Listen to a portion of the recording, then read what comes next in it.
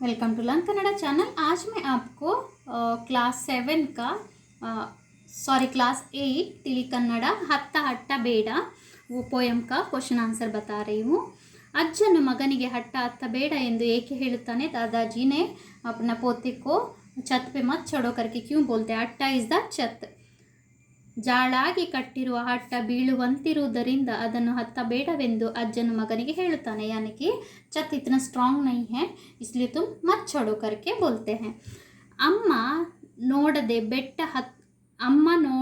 ಬೆಟ್ಟ ಹತ್ತುತ್ತೇನೆ ಎನ್ನುವ ಮಾತಿನಲ್ಲಿ ವ್ಯಕ್ತಗೊಂಡಿರುವ ಭಾವನೆಗಳೇನು?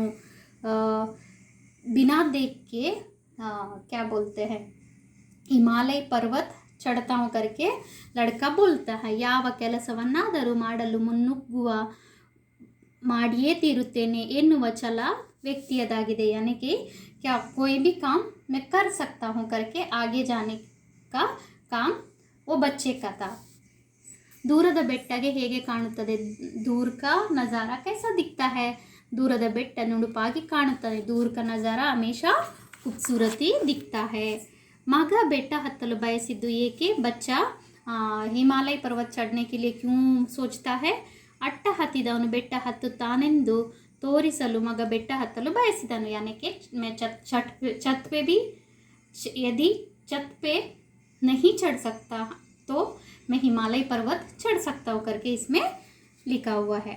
अट्ट हत्तिदवनु ಬೆಟ್ಟ ಹತ್ತುತ್ತಾನೆಂದು ತೋರಿಸಲು ಮಗ ಬೆಟ್ಟ ಹತ್ತಲು ಬಯಸುತ್ತಾನೆ। ಡಾಕ್ಟರ್ ಎಲ್ ಹನುಮಂತಯ್ಯನವರು ಯಾವ ವಿಷಯದ ಮೇಲೆ PhD ಪದವಿ ಪಡೆದಿದ್ದಾರೆ? किस विषय में उनका PhD हुआ है?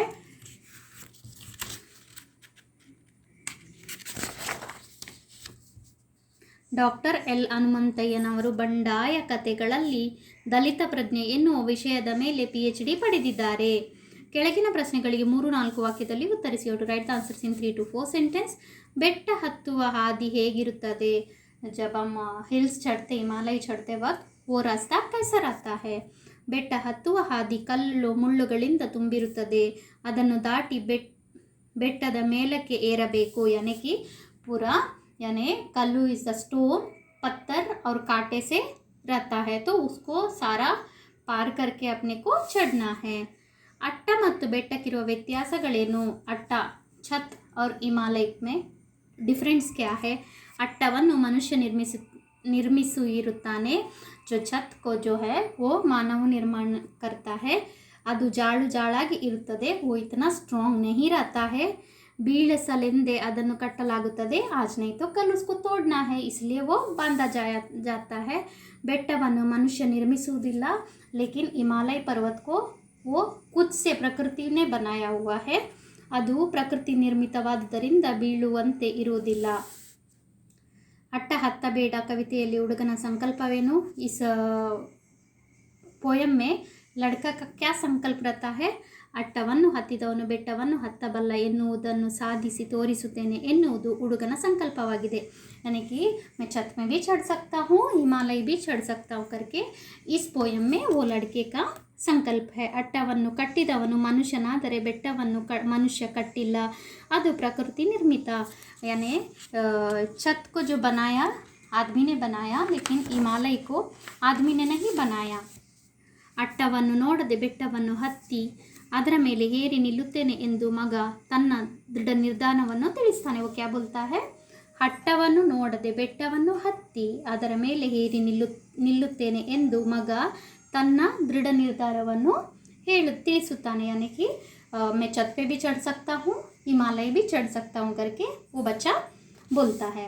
ಅಟ್ಟ ಹತ್ತಬೇಡ ಕವಿತೆಯಲ್ಲಿ ಅಜ್ಜನ ಉಪದೇಶವೇನು? वो दादाजी क्या उपदेश दे रहे थे उसको? ಅಟ್ಟವನ್ನು ಹತ್ತಲು ಹೊರಟ ಹುಡುಗನಿಗೆ ಅದನ್ನು ಬೀಳುವಂತೆ ಕಟ್ಟುತ್ತಾರೆ, ಅದನ್ನು ಹತ್ತಲು ಹೋಗಿ ಕೆಳಗೆ ಬೀಳಬೇಡ ಎಂದು ಅಜ್ಜ ಮಗನಿಗೆ ಉಪದೇಶಿಸ್ತಾನೆ। यानी कि जब छत चढ़ते वक्त ध्यान से चढ़ो, छत गिर सकता है करके दादाजी बोलते हैं।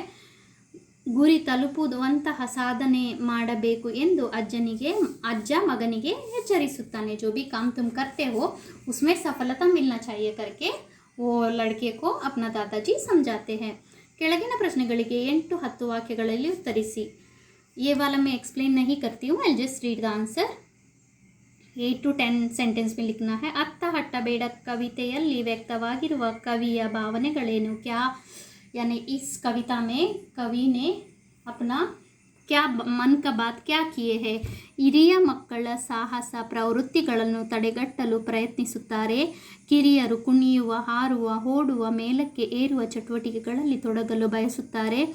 ದೊಡ್ಡವರು ಅವನ್ನು ವಿರೋಧಿಸುತ್ತಾರೆ, ಅಪಾಯಗಳನ್ನು ತಿಳಿಸುತ್ತಾರೆ, ಎದುರಿಸುತ್ತಾರೆ, ಅವರ ಮುನ್ನುಗ್ಗುವ ಮನೋಭಾವಕ್ಕೆ ಹಿಂಜರಿಕೆಯನ್ನುಂಟು ಮಾಡುತ್ತಾರೆ. ಮಕ್ಕಳ ಸಾಧನೆಗೆ ಬೆಳವಣಿಗೆಗೆ ಅಡ್ಡಿಯನ್ನೊಡ್ಡುತ್ತಾರೆ.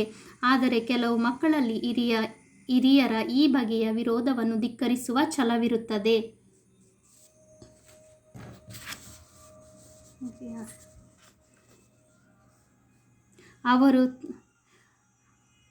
ಅವರ ಮುನ್ನುಗ್ಗುವ ಮನೋಭಾವಕ್ಕೆ ಹಿಂಜರಿಕೆಯನ್ನುಂಟು ಮಾಡುತ್ತಾರೆ. ಮಕ್ಕಳ ಸಾಧನೆಗೆ ಬೆಳವಣಿಗೆಗೆ ಅಡ್ಡಿಯನ್ನುಂಟು ಮಾಡುತ್ತಾರೆ. ಆದರೆ ಕೆಲವು ಮಕ್ಕಳಲ್ಲಿ ಹಿರಿಯರ ಈ ಬಗೆಯ ವಿರೋಧವನ್ನು ಧಿಕ್ಕಿಸುವ ಛಲ ಇರುತ್ತದೆ. ಅವರು ತಾವು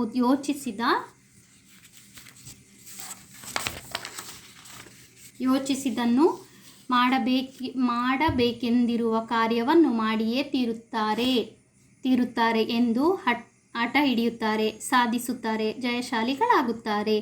ಅಜ್ಜನು ಅಟ್ಟವನ್ನು ಹತ್ತಬೇಡವೆಂದು ಹೇಳಿದಾಗ ಮಗನ ಮಾನವ ನಿರ್ಮಿತ ವಲ್ಲದ ಬೆಟ್ಟವನ್ನು ಹತ್ತಿ ಮೇಲೇರಿ ನಿಲ್ಲುತ್ತೇನೆ ಎಂದು ಸಂಕಲ್ಪ ಮಾಡುವುದರಲ್ಲಿ ಈ ಕವಿಯ ಈ ಭಾವನೆಯಲ್ಲಿ ವ್ಯಕ್ತಪಟ್ಟಿದೆ. ಹಟ್ಟ ಹತ್ತಬೇಡ ಎನ್ನುವ ಅಜ್ಜನ ಮಾತಿಗೆ ಮಗನ ಸವಾಲು ಏನು? ಬಚ್ಚಾ ಕ್ಯಾ ಬೋಲ್ತಾ ಹೈ ಜಬ್ ದಾದಾಜಿ ಬೋಲ್ತೆ ಹೈ ಛತ್ ಪೆ ಮತ್ ಚढ़ो करके?